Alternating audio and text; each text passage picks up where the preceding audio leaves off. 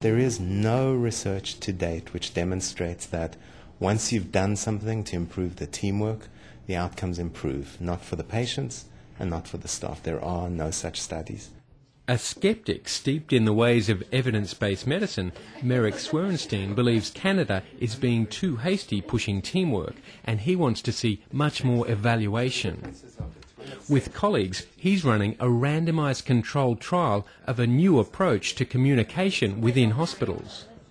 The plan is to get professionals talking to each other in a more thoughtful way when they meet informally in hospital corridors and nurses' stations.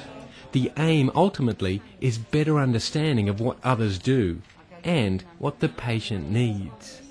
We've done a systematic review of this, and the only studies that we could find about improving interprofessional collaboration are not good randomized trials and don't explicitly focus on trying to improve teamwork. They're in the area of things like stroke care and some other kinds of care organization. The complexity of teamwork is immense. Therefore, to do a simple randomized controlled trial is almost impossible because of all the many factors that come into place related to teamwork. Ottawa's Clean Air Act sets emission targets decades in the future. What difference does it make to you? The studio crew at CBC's National are one sort of team, all based in the same room. But in healthcare, often members may never even meet. 5, 4, 3, 2, 1. Roll tape and up. For critics, different sorts of teamwork must be rigorously tested in order to make sure money is not being wasted on the wrong approach. I think we're naturally optimistic as a species. If we weren't, we would have given up long ago. And in settings as complex as healthcare, I think the people who work in them want to believe that there are simple solutions. There are, but many of the simple solutions are going to be wrong. And the trick is to find the solutions that are correct. I don't believe we're being hasty in this case. I think the evidence is there, and I think there's a pressing need to move in this direction. At the big teamwork event, things are moving towards a conclusion. As you embark on your training, I hope you will continually ask yourself, what is right for the patient?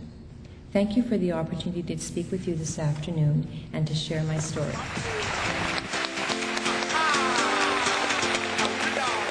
One of the biggest challenges to the teamwork approach is the ongoing turf war between professionals trying to protect their patch.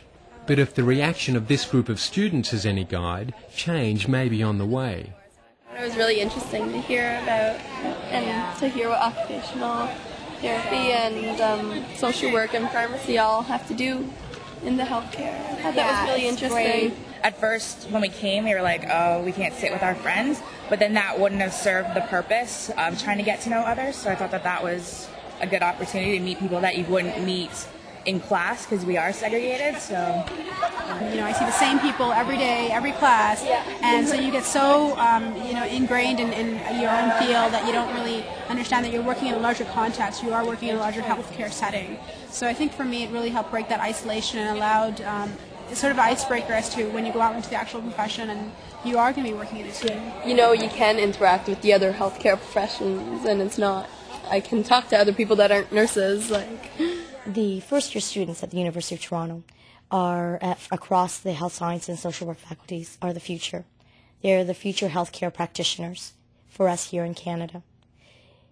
If we expect them to practice in a different way, if we expect them to practice in a interprofessional, patient-centered manner, we actually have to teach this.